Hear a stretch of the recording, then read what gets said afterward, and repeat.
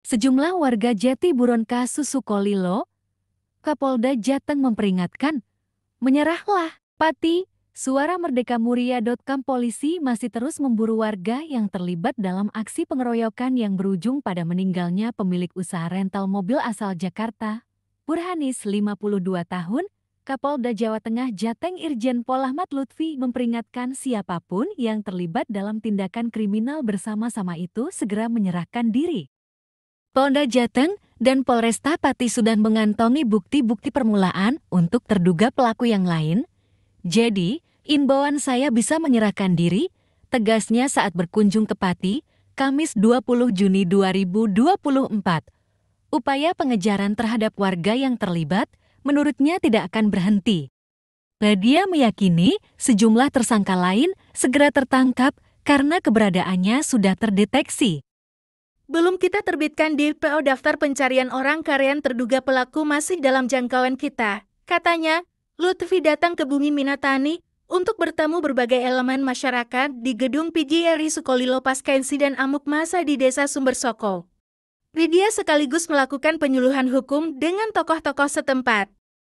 Kapolda yang didampingi Wakapolda Jateng Brigjen Pol Agus Suryonugroho, Kapolresta Pati Kombes Pol Andika Bayu Adetama, dan PJ Bupati Pati Henggar Budi Anggoro mengungkapkan, saat ini pihaknya telah mengamankan 10 tersangka.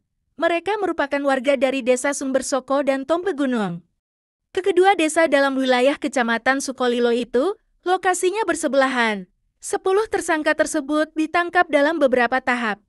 Polisi mengamankan 4 orang tersangka yang terlebih dahulu ditangkap, yakni 6 tersangka yang diamankan belakangan yaitu Steji 35 tahun, AK 46 tahun, Esa 60 tahun, Eso 63 tahun, NS 29 tahun, dan SHD 39 tahun, sedangkan 4 tersangka yang sebelumnya ditangkap yaitu IN 51 tahun, BC 32 tahun, AG 34 tahun, dan M 37 tahun.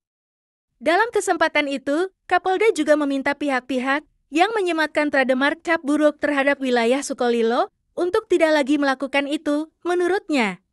Kejadian insiden main hakim sendiri yang menewaskan 1 orang dan menjadikan 3 orang lainnya, luka-luka bisa saja terjadi dimanapun. Saya pastikan kejadian itu bisa terjadi di mana saja dan menimpa siapapun juga. Karena kejadian itu merupakan suatu pleger emosi sesaat, dipicu semacam kemarahan yang tinggi kepada seseorang yang memengaruhi emosi massa.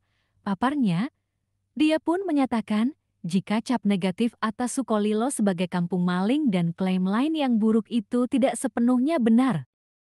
Mengingat banyak masyarakat Sukolilo yang taat hukum, karena itu tidak dapat diambil kesimpulan bahwa seluruh warga Sukolilo pelanggar hukum. Lutfi pun mengajak masyarakat untuk tidak gampang main hakim sendiri, karena Indonesia adalah negara hukum, itu berlaku untuk seluruh warga negara ini. Tidak boleh siapapun masyarakat kita yang memainkan hukum dengan sendirinya, artinya komponen masyarakat melakukan tindakan hukum, menghukum tanpa proses hukum, tandasnya.